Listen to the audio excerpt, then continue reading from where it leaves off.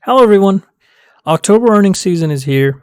Today I'm going to show you strategies that you can use to safely play earnings and make profits. All right, so before we get started with strategies, I just wanted to give you some background if you're not familiar with earnings or if you're a new trader. Well, earnings season happens around about 4 times each year. It's a short period of time when thousands of companies will report their quarterly earnings. It usually takes place in January, April, July, and October. So this is the last one for this year. Stocks prices generally go up or down as we get closer to a certain company's earnings, based on expectation or hype or disappointment. But then based on what they report in their earnings, the stock price again change. I mean, it will react exactly what they reported, right? If they say that, oh wow, we made so much money per share, then the stock will go up most likely, unless there's some complications. Or if they report that, oh, we didn't really make so much money, not even close to what the Wall Street had expected, then yeah, the stock will tank. So the point is, there's a lot of volatility and there's thousands of companies that you can choose from and make trades. And that's the whole point of this video, because I just wanted to show you that yes, you can choose companies and safe companies, and on top of that, you can also choose strategies that will minimize your loss if your bet was wrong, right? So, and with this pandemic going on, I think it's a little easier to understand which companies will probably do well and which companies will do bad. Like, if you think about it, like a company like Netflix will do pretty well compared to oil and gas company like Chevron or ExxonMobil, right? So it's much easier, I think, because of the pandemic. Okay, so I created this strategy matrix. You should go from top to bottom to understand which strategy is good for you. So in here, first, you need to understand what does good, neutral, and bad mean. Good means like, yeah, the company you're interested in, you look at it, you go, you know what, they're going to meet expectations. Their earnings will be great. They will meet or exceed. Bad is when you're like, you already know this company is going to report losses, how bad it is. Companies like cruise companies, airline companies. And then neutral is when you don't really know, it's on the verge. Maybe a company like Domino's. I mean, yeah, people are home, so they might be ordering a lot of pizza, but maybe people didn't order so much pizzas and instead just made food at home because they didn't want all this deliveries. Who knows, right? So those are like companies that are kind of on the verge. Based on what they report, the stock will swing up or down. Okay, so these are 3 strategy columns, right? So first, when you identify the company and you find out what your viewpoint is on them.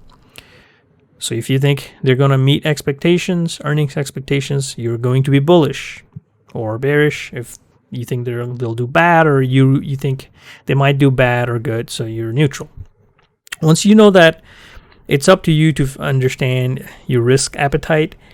I have the middle row highlighted in golden color because I think my viewers, if you're small, if you have a small investment account or you're just getting started, I highly, recommend anyone with low risk appetite to always go for defined profits and loss strategies. Okay, and I have in-depth tutorial, Robinhood based tutorial on how to carry out the bull call spread, bull put spread. I also have bear call spread and bear put spread. I do not have videos on the reverse iron condor or iron butterflies, but I do show you example trades in next couple of slides. The reason why I don't recommend these bottom row strategies is because they're very expensive when you buy a single leg option, or they require a large collateral if you're selling them.